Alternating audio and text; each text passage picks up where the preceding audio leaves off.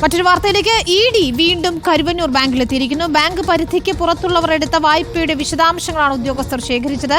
അനധികൃത വായ്പ എടുത്തവരുടെ സ്വത്തുക്കൾ കണ്ടുകെട്ടാനാണ് നീക്കം. അതിന് മുന്നോടിയായാണ് ബാങ്കിലെത്തി മേൽവിലാസം ശേഖരിച്ചിരിക്കുന്നത്. ജെയ്സൺ ഷാമോളപ്പിൽ ചേരുന്നു. ജെയ്സൺ, ഇഡിയുടെ പരിശോധന തുടരുകയാണോ? എന്തൊക്കെ വിശദാംശങ്ങളാണ് ഇപ്പോൾ ശേഖരിച്ചുകൊണ്ടിരിക്കുന്നത്?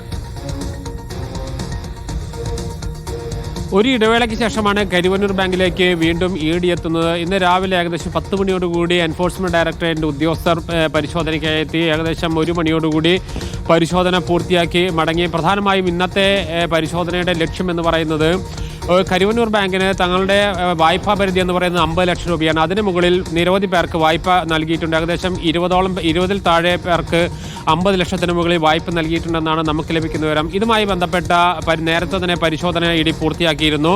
അന്ന് തന്നെ 50 ലക്ഷത്തിനും അതിന് മുകളിലും വായ്പ എടുത്തവരോട് പണം തിരിച്ചടയ്ക്കണം, ഇല്ലാത്ത പക്ഷം കള്ളപ്പണം വെളുപ്പിക്കൽ അടക്കമുള്ള കാര്യങ്ങളുമായി ബന്ധപ്പെട്ട കേസ് എടുക്കേണ്ടി വരുമെന്ന ഒരു വാർണിംഗ് ഇവർക്ക് നൽകിയിരുന്നു. പക്ഷേ ഇവർ പലരും പൈസ തിരിച്ചടയ്ക്കാൻ തയ്യാറായില്ല. ഈ പശ്ചാത്തലത്തിൽ ഇത് കള്ളപ്പണ ഇടപാടാണ് എന്ന വിലയിരുത്തലിന്റെ അടിസ്ഥാനത്തിൽ ഇത് ഇവരുടെ സ്വത്ത് കണ്ടുകെട്ടുന്ന അടക്കമുള്ള നടപടിയിലേക്ക് പോവുകയാണ് ഇപ്പോൾ എൻഫോഴ്സ്മെന്റ് ഡയറക്ടറേറ്റ്. ഇന്ന് പ്രധാനമായും 3 രേഖകളാണ് പരിശോധിച്ചത്.